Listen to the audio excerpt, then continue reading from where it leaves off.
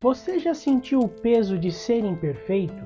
Já olhou para o mundo e para si mesmo e pensou: como Deus pode julgar uma humanidade que já nasce marcada pelo pecado? Se Deus é amor, como ele equilibra justiça com misericórdia? Será que bilhões de pessoas serão simplesmente julgadas de uma só vez? Ou será que existe um plano muito maior, paciente, organizado, cheio de compaixão? Boa pergunta. Hoje vamos contemplar uma das verdades mais consoladoras das Escrituras. Uma verdade que revela não apenas a justiça de Deus, mas a profundidade do seu amor. E no centro desse plano maravilhoso está aquele que entregou a própria vida por nós, nosso Senhor Jesus Cristo.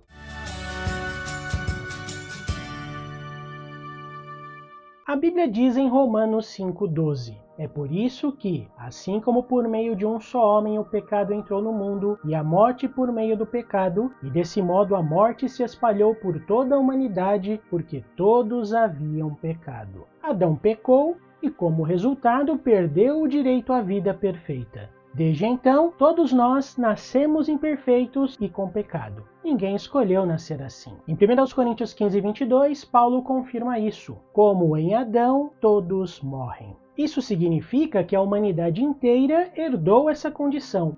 Não começamos a vida em igualdade de condições. Já nascemos com essa limitação. E aqui surge uma pergunta importante. Como Deus pode julgar alguém de forma justa se essa pessoa já nasceu sob condenação herdada? É agora que vemos o amor de Jeová brilhar. Ele traz uma solução. Portanto, assim como uma só falha resultou em pessoas de todo tipo serem condenadas, assim também um só ato de justificação resulta em pessoas de todo tipo serem declaradas justas para a vida. Na mesma direção do amor de Deus, Jesus fez algo extraordinário. Se entregou como resgate correspondente por todos. Adão trouxe condenação para todos. Jesus trouxe uma oportunidade para todos. Ele pagou o preço correspondente. Por causa disso, a sentença herdada pode ser removida. O que significa essa libertação do pecado adâmico? Significa que a humanidade não ficará para sempre presa àquela condição inicial. Paulo fala que a própria criação será liberta do cativeiro da corrupção para a liberdade da glória dos filhos de Deus. Antes de julgar cada pessoa individualmente, Jeová remove a condenação herdada. Isso torna o julgamento justo. Ninguém será julgado por aquilo que não escolheu. Cada pessoa será julgada por sua própria resposta a Deus. Mas quem está sendo julgado agora? A Bíblia diz algo surpreendente, pois este é o tempo determinado para o julgamento começar com a casa de Deus. O julgamento começou, mas começou com a igreja, os cristãos que aceitaram a Cristo e vivem verdadeiramente segundo a lei dele.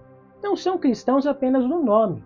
São cristãos verdadeiros, cristãos fiéis. Eles recebem agora o benefício descrito em Romanos. Tendo sido, pois, justificados pela fé, temos paz com Deus pelo nosso Senhor Jesus Cristo. Eles não estão sendo julgados para saber se serão libertos do pecado de Adão. Isso já foi aplicado pela fé.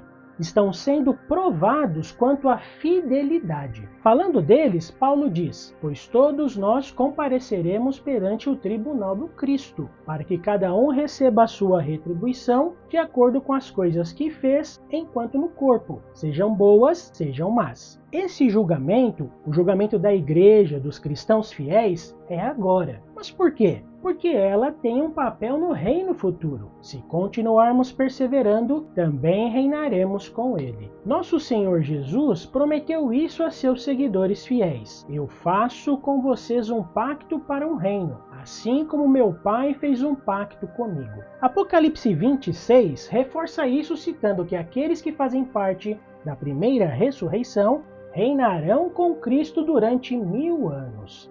Eles são julgados agora porque depois participarão do governo que ajudará a restaurar o mundo. E a humanidade em geral, que não demonstrou fé verdadeira em Cristo? O apóstolo João registrou: todos os que estão nos túmulos memoriais ouvirão a voz dele e sairão. Os que fizeram coisas boas para uma ressurreição de vida, e os que praticaram coisas ruins para uma ressurreição de julgamento. A ressurreição de vida indica a entrada imediata em condição de vida aprovada. Aplica-se àqueles que já foram julgados fiéis, perseveraram até o fim, participando da primeira ressurreição. Esses não ressuscitam para serem testados novamente.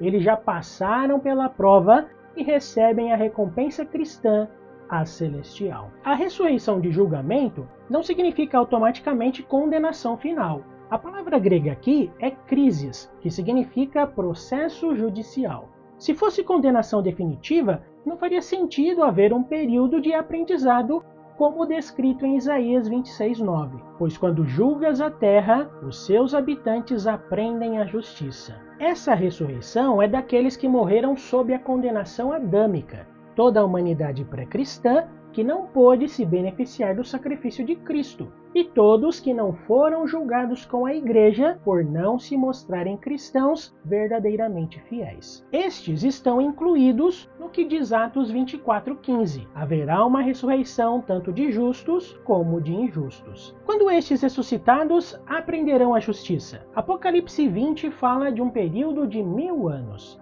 Durante esse período, Satanás estará preso, sem poder enganar as nações, e os ressuscitados passarão por um julgamento.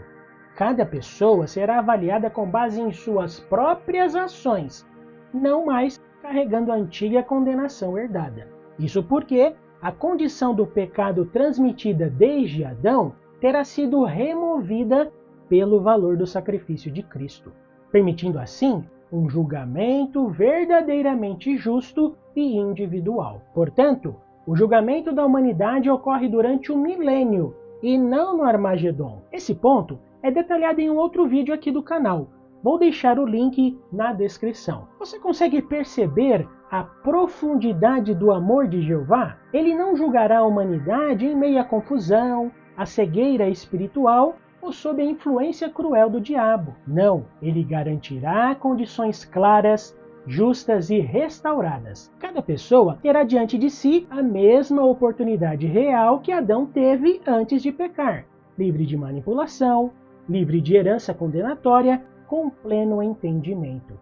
Isso não é apenas justiça, é misericórdia em sua forma mais pura. À luz de tudo isso, fica claro porque a recompensa dos cristãos verdadeiramente fiéis, aqueles que formam a Igreja de Cristo, é algo tão maravilhoso e elevado. Eles receberam privilégios espirituais imensos, entendimento, chamada e esperança preciosa.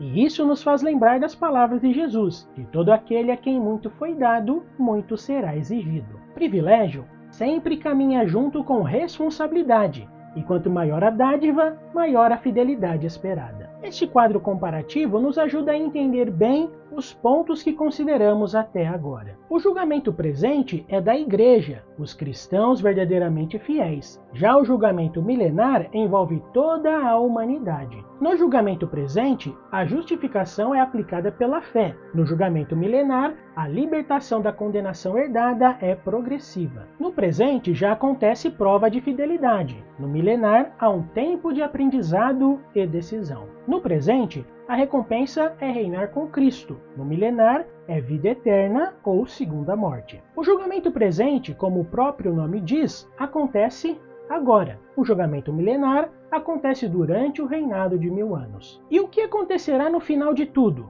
Depois do milênio, haverá uma prova, uma oportunidade definitiva de mostrar amor leal a Deus que restaurou todas as coisas.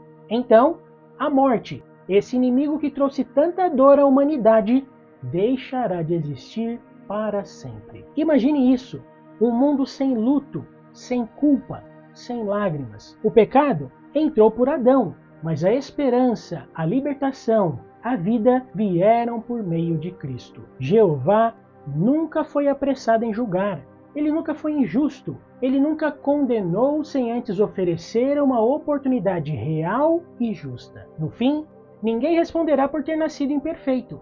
Cada pessoa responderá por aquilo que escolheu fazer diante do amor demonstrado no sacrifício de Jesus. Isso revela algo fabuloso.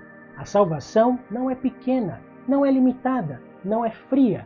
Ela é ampla, paciente, profundamente justa e cheia de misericórdia. Se esse vídeo foi útil para você, deixe seu like, se inscreva no canal e compartilhe com seus amigos. Muito obrigado por assistir até o final e que o Pai Celestial Jeová abençoe a todos nós.